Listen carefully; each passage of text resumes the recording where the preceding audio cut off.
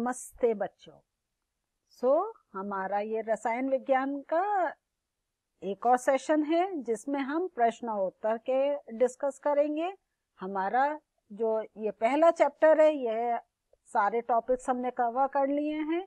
अब हम प्रश्न और उत्तर की सहायता से ये देखेंगे कितना हमें समझ में आया और जो हमें समझ में आया उसको उत्तर के रूप में कैसे हम लिख सकते हैं। तो हमारा ये जो सेशन है, तो आप इसमें देखें, आपने इतने टॉपिक्स हमने सब कवर कर लिए। भौतिक और रासायनिक परिवर्तन के बारे में समझ लिया, रासायनिक अभिक्रिया के बारे में समझ लिया, रासायनिक समीकरण के बारे में भी हमें मालूम है, रासायनिक अभिक्रियाओं के प्रकार भी हमने पढ़ लिए। तो हमने इसमें अपने 2 प्रकार के पढ़े थे। कौन से थे, याद है आपको? एक एडिशन था, ठीक है, और एक और था। चलिए आप भी नाम सोचिए और उसको लिखिए अपनी कॉपी में। क्या आपको याद है आपने रासायनिक अभिक्रिया कितने प्रकार की पढ़ी थी? और 2, एक मैंने नाम बताया, एक आपको अपने आप सोचना है, और 2 नाम यहाँ पे लिखे हैं, विस्थापन और द्विविस्थापन। फिर हमने उपचयन अपचयन के बारे में पढ़ा, जिसमें हम ऑक्सीजन का जब वृद्धि होती है और हाइड्रोजन का ह्रास होता है उसे उपचयन कहते हैं, और अपचयन इसका पूरा उल्टा, कि जब ऑक्सीजन की हमारा ह्रास और हाइड्रोजन की वृद्धि होती है उसे अपचयन कहते हैं। फिर हमने दैनिक जीवन में उपचयन अभिक्रियाओं के प्रभाव के बारे में भी पढ़ लिया, कैसे हमारी दिनचर्या में इनका प्रभाव पड़ता है। अब चलते हैं हम लोग प्रश्न उत्तर की तरफ, कि अब देखते हैं कैसे जो हमने सीखा है उस पर प्रश्न कैसे कैसे बन सकते हैं। तो पहला हमारा देखिए क्या प्रश्न है, हवा में जलने से पहले मैग्नीशियम रिबन को क्यों साफ किया जाना चाहिए? हमने एक आपको अभिक्रिया दिखाई थी ना, जिसमें मैग्नीशियम की मैंने फोटो दिखाई थी कि जलने के बाद उसमें क्या होता है, उसका कैसे रूप बदल जाता है, ये मैंने आपको समझाया था। तो उस क्रिया में क्या होता है कि जब हम ये एक्सपेरिमेंट कर रहे होते हैं, जब हमारी ये क्रिया चल रही होती है, तो हम उसको पहले साफ करते हैं।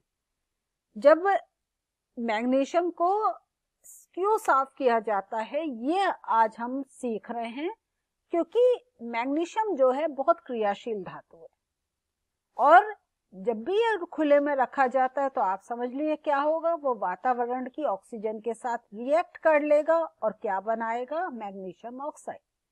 और मैग्नीशियम ऑक्साइड की परत उसके ऊपर बन जाती है, और ये परत बनने से क्या होता है, जो हमारा जो एक क्रिया होनी है मैग्नीशियम का, जो सीधे एक जलने की जो क्रिया होनी है वो नहीं हो पाती, क्योंकि वो मैग्नीशियम हमें नहीं मिल पाता है। हमें क्या मिलता है, मैग्नीशियम ऑक्साइड। इसी को ही यहाँ पे हमने और ज्यादा समझाया है। जो मैग्नीशियम ऑक्साइड की ये परत जो होती है वो काफी स्थिर होती है और ऑक्सीजन के साथ मैग्नीशियम की पुनः प्रतिक्रिया को रोकती है।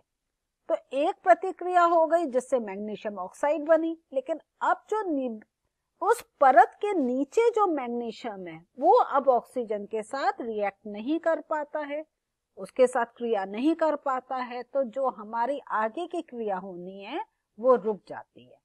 इसलिए हम लोग क्या करते हैं, जो हम लोग मैग्नीशियम रिबन को साफ करते हैं उसका असली कारण यह होता है कि जो मैग्नीशियम ऑक्साइड की जो परत उसके ऊपर जम गई है वो हमें बाहर करनी है, जैसे मैग्नीशियम फिर सामने आए और जो उसकी एक क्रिया होनी है ऑक्सीजन के साथ वो हो।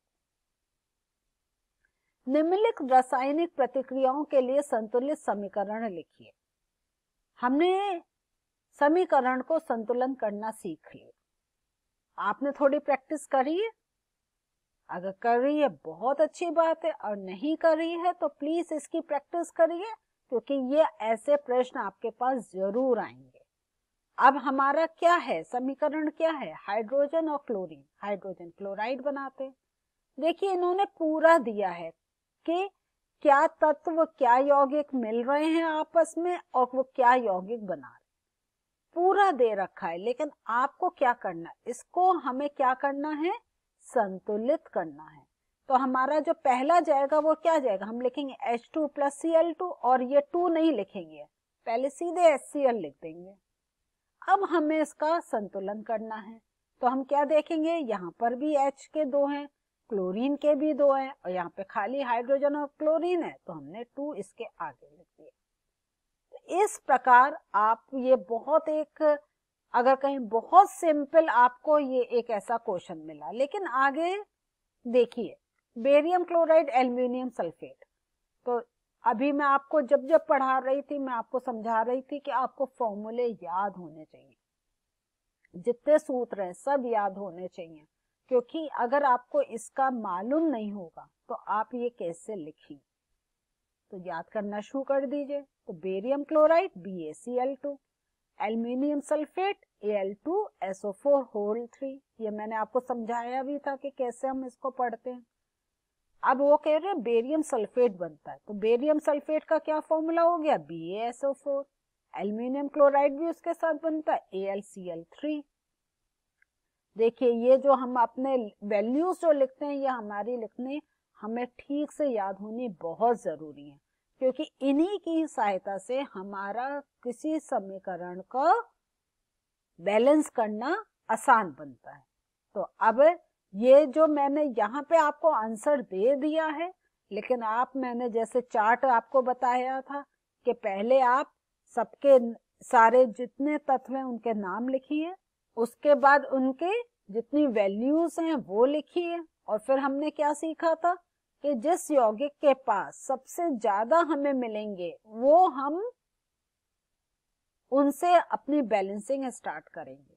तो आपके सामने आंसर है, लेकिन इसको मैंने आंसर आपके सामने दिया है, आप खुद सॉल्व करें और देखिए, फिर आप चेक करिए इस आंसर के साथ क्या आपने ठीक से बैलेंस किया। ऐसे ही सोडियम और जल का है, वो क्या दे रहे हैं, सोडियम हाइड्रोक्साइड और हाइड्रोजन। तो आपने सोडियम का रख लिखा, फिर जल का लिखा, सोडियम हाइड्रोक्साइड का फॉर्मूला लिखा, हाइड्रोजन का, और फिर आपको बैलेंस करना। अब एक और देखिए, ऐसे भी आपके सामने प्रश्न आएंगे, किसी पदार्थ X के विलयन का उपयोग सफेदी करने के लिए होता है। पदार्थ X का नाम तथा उसका सूत्र लिखिए। और इसमें दूसरा पार्ट क्या है, ऊपर जो ये है, जो हमारा पहला है पदार्थ में लिखे पदार्थ X की जल के साथ अभिक्रिया लिखिए। ये हम आपके साथ पहले भी डिस्कस कर चुके हैं कि सफेदी करने के लिए क्या यूज होता है, किसका उपयोग करते हैं, कैल्शियम ऑक्साइड का। तो पदार्थ X का नाम क्या है, कैल्शियम ऑक्साइड, और इसका रासायनिक सूत्र है CaO। देखिए जहां ऑक्साइड आएगा वहां पे O होगा, कैल्शियम Ca होता है। अब हमें आगे क्या लिखना है कि जल के साथ जब इसकी क्रिया होती है, तो जल के साथ जब इसकी क्रिया होती है क्या बन जाता है, कैल्शियम हाइड्रोक्साइड। और ये हमने बहुत अच्छी तरीके से पढ़ा है। बस यहाँ पे आपके सामने मुझे ये आंसर मैंने इसलिए इसका उत्तर लिखा है कि आपको आइडिया लगे कि कैसे इसका उत्तर लिखना है। बाकी तो हम सब जानते ही हैं कि कैसे वो ये जल के साथ अभिक्रिया करके एक कैल्शियम हाइड्रोक्साइड बनाता है। इसको हम क्या कहते हैं, बिना बुझा चूना और बुझे हुए चूना।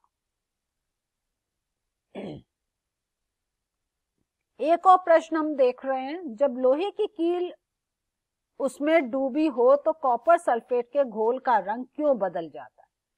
देखिए अब तक जो हम पढ़ रहे थे वो क्या पढ़ रहे थे कि कील का रंग बदल जाता है ना। अब उन्होंने कहा है कि कॉपर सल्फेट के घोल का रंग क्यों बदल जाता है। और यह आपको याद है, ये मैंने आपको वो पिक्चर दिखा के, एक चित्र दिखा के समझाया था।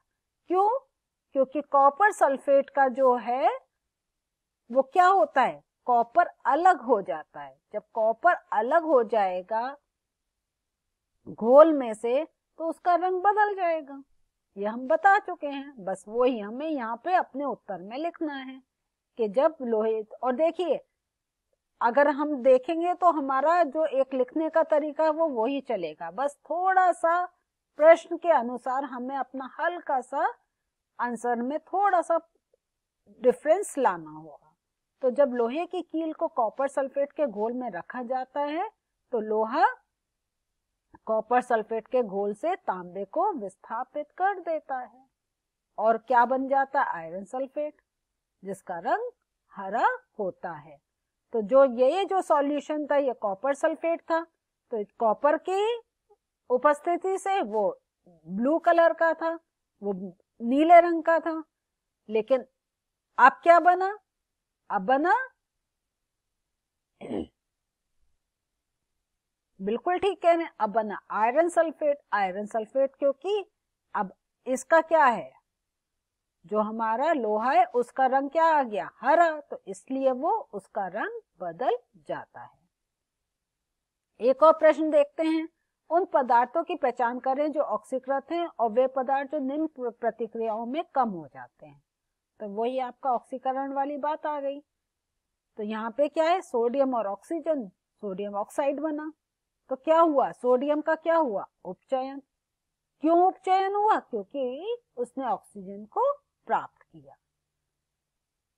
अब यहाँ पे हमारा दूसरा प्रश्न यही जा रहा है, उन पदार्थों की पहचान करें जो ऑक्सीकृत हैं और वे पदार्थ जो निम्न प्रतिक्रियाओं में कम हो जाते हैं। अब यहाँ पे देखिए कॉपर ऑक्साइड है, हाइड्रोजन है, तो इस एक अभिक्रिया में क्या हो रहा है, जो कॉपर ऑक्साइड है वो ऑक्सीजन को खो रहा है, इसलिए कॉपर ऑक्साइड अपचयित हो रहा है, और हाइड्रोजन ऑक्सीजन को ले रहा है, इसलिए वो उपचयित हो रहा है। तो आज हमने क्या पढ़ा, आज हमने प्रश्न उत्तर में ये चीज देखी कि कोई ऐसी चीज नई नहीं पूछी जाती है जिसका हम उत्तर नहीं दे सके। सारा जो हमने पाठ में पढ़ा होता है उसी से लगे हुए प्रश्न आते हैं। तो हमारा क्या काम है, सबसे पहले जो हमारा पाठ है उसको बहुत अच्छी तरीके से पढ़ें, जो हमारी परिभाषाएं हैं उनको याद रखें, और जितने हमारे सूत्र हैं, जितने हमारे फॉर्मूले हैं वो हमें याद होने चाहिए। ये सब अगर हमें मालूम है तो हम किसी भी प्रश्न का उत्तर बहुत आसानी से दे सकते हैं। तो आप इससे जो आपके सामने मैंने उत्तर रखे इनको याद करें, और भी जो प्रश्न है उनके उत्तर लिखें और इस टाइप से अपनी इस जो पाठ है, ये जो लेसन है, इसको अच्छी तरीके से तैयार करिए। अगले सेशन में फिर से मिलते हैं, तब तक बाय।